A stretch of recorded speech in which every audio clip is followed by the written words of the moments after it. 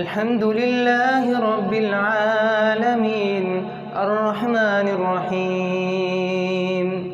مالك يوم الدين إياك نعبد وإياك نستعين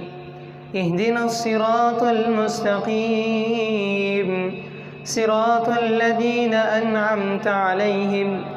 غير المغضوب عليهم ولا الضالين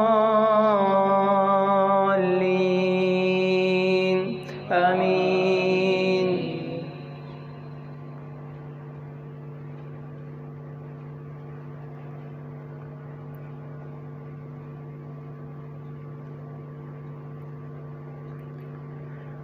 وقال الذين لا يرجون لقاءنا لولا أنزل علينا الملائكة أو نرى ربنا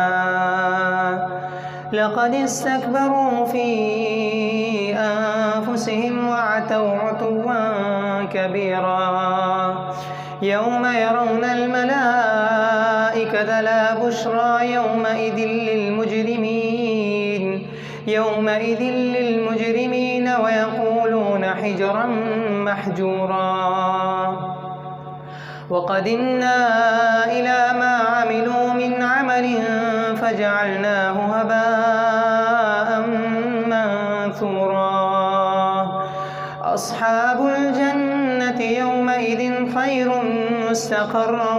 وأحسن مقيلا ويوم تشقق السماء بالغمام ونزل الملائكة تنزيلا الملك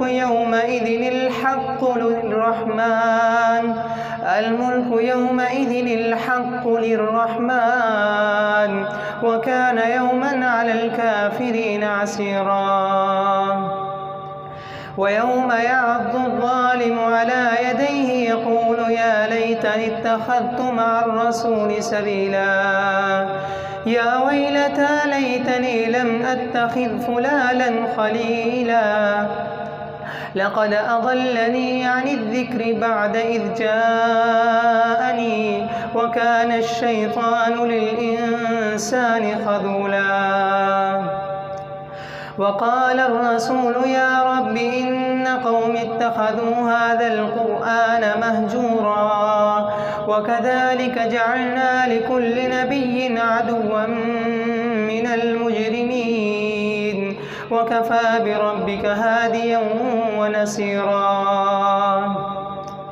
وقال الذين كفروا لولا نزل هذا القرآن على رجل من القريتين عظيم وقال الذين كفروا لولا نزل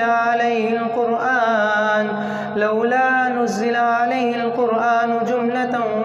واحدة كذلك لنثبت به فؤادك ورتلناه ترتيلا ولا يأتونك بمثل إلا جئناك بالحق وأحسن تفسيرا الذين يحشرون على وجوههم إلى جهنم أولئك شر مكانا وأضل سبيلا ولقد آتينا موسى الكتاب وجعلنا معه